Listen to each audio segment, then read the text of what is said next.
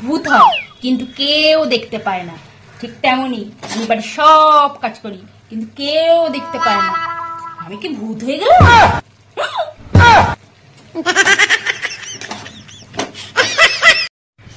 জীবনে এই দুটা জিনিস কাউকে বলতে নেই, যেহেতু বলতে নেই তাই আর বলবো না। না আমি পড়াশোনায় ভালো, না আমার কাছে মেলায় টাকা পয়সা আছে, লোকও আমাকে সম্মান করে না, তাও কেন আমার লজ্জা হচ্ছে না? শালা কিছু তো ভাইরাস আছে আমার রক্তের মধ্যে, নাহলে কি না লজ্জা হবে না আমার? ওইসব পরে দেখছি, খাইয়ে আগে টেস্ট ভালোই আছে রে কুরকুরি। যে যে আমাকে পছন্দ করো, ভালোবাসো, সে লাল হাট পাঠাও। আর যে যে দেখতে পারো না, 2 চোখের বিষ, এতটুকু পছন্দ করো না, শেষে 50 টাকা পাঠাও। আমিও তো দেখি, কে কে দেখতে পারো না, তাড়াতাড়ি পাঠাও। অমুক ভালো না, তমুক ভালো না, আগে বল তুই নিজে কি ভালো?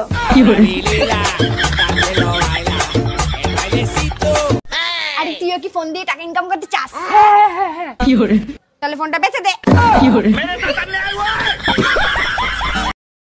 সময়ের অপচয় আমি কখনো করি না, কখনো শুয়ে থাকি, কখনো আবার রিলস দেখি।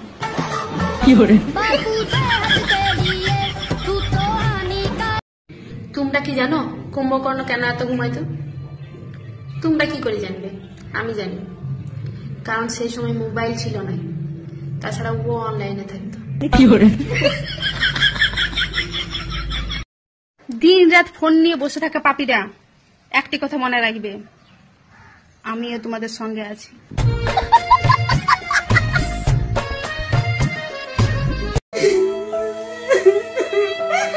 শ্বশুর বাড়িতে কিছু লোক আমাকে পছন্দ করে না, তাতে আমার কি হয়েছে? আমিও তাদের কাউকেই পছন্দ করি না।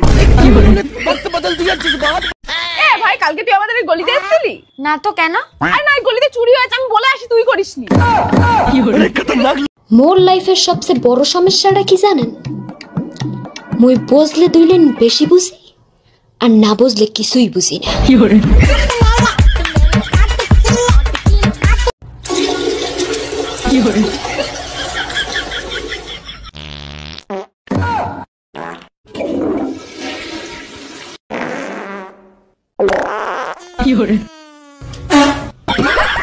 আসলে আমরা একটা সার্ভেতে পেয়েছি, আপনার নামটা একটু বলুন।